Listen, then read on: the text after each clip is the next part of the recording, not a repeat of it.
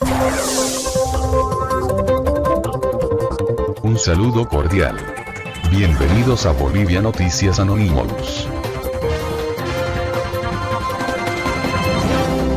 Un saludo cordial. Es comprensible la posición adoptada por el Cabildo en la ciudad del Alto, señalando el pedido inmediato de renuncia de Yanine Áñez. Los hechos de corrupción continúan descubriéndose cada día. Denuncian sobreprecio de 25 millones en test contra el virus. Pasamos a dar lectura del artículo publicado en el periódico El País. Gobierno compró pruebas contra el virus, con bolivianos 25 millones de sobreprecio según denuncia la Cámara Uruguaya. En una publicación de Brújula Digital, el presidente de la Cámara Uruguaya de Comercio en Bolivia, Oscar Toledo, denunció este viernes que autoridades de gobierno adjudicaron la compra de 672.000 tests PCR para la pandemia a una empresa china con un sobreprecio de 25 millones de bolivianos más que el ofrecido por un laboratorio uruguayo.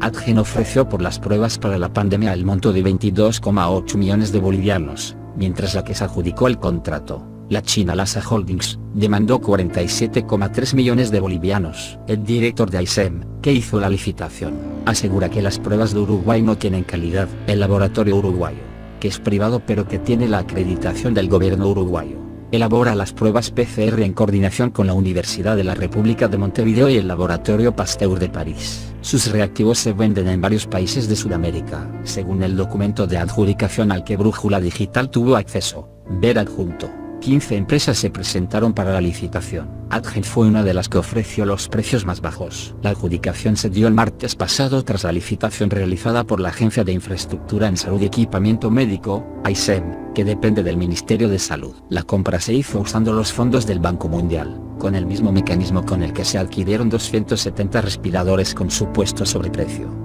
El laboratorio de Uruguay presenta el precio de 22 millones de bolivianos puesto en aduana y le adjudican a una empresa china por 47 millones. El laboratorio uruguayo no tiene intermediarios, entonces no hay comisiones ni hay nada raro. Lo que uno tiene que preguntarse es, ¿por qué es esa diferencia de más de 25 millones de bolivianos? ¿A qué bolsillo irían?, dijo Toledo a Brújula Digital. Toledo agregó que no desea poner un adjetivo a lo sucedido, pero claramente se ve que hay algo raro. Es medio turbio este proceso desde el inicio. Fíjate que se hicieron 5 convocatorias. En su documento de adjudicación, Agencia de Infraestructura en Salud y Equipamiento Médico asegura que Adgen no cumplía con las características técnicas necesarias. Esto no tiene sentido porque si Uruguay ha sido considerado como un país que ha logrado combatir la pandemia y tiene la mejor situación al respecto en toda la región, ¿cómo es posible que las pruebas que se han ofrecido, que son las mismas de Uruguay, no cumplan con un requisito de alto estándar?, se preguntó Toledo. Y agregó, lo que pasa es que había que sacar a esta empresa porque había que adjudicarle a la que adjudicaron. La Agencia de Infraestructura en Salud y Equipamiento Médico, el director ejecutivo de la AISEM, Hernán Pereira, explicó a Radio Panamericana que la licitación de los reactivos PCR tiene 2 elementos fundamentales. Uno es el precio y otra es la calidad. Hay otro tema que es fundamental en ese tipo de reactivos que es elemental para poder adjudicar, es la calidad. Evidente que el precio de Adgen es bajísimo en comparación, pero ¿qué ocurriría si nosotros compramos solo por precio? Probablemente los reactivos no funcionen con los equipos que está adquiriéndose o con los equipos que hay en los laboratorios del país. Por más barato que sea el precio, serían reactivos que no nos servirían. Periódico Cambio. Otro escándalo de corrupción. Denuncian que Áñez paga 25 millones de bolivianos de sobreprecio en pruebas para el virus. El presidente de la Cámara Uruguaya de Comercio en Bolivia, Oscar Toledo, denunció este viernes a Brújula Digital que autoridades de gobierno adjudicaron la compra de 672.000 tests PCR para la pandemia a una empresa china por un monto de 25 millones de bolivianos más que el ofrecido por un laboratorio uruguayo.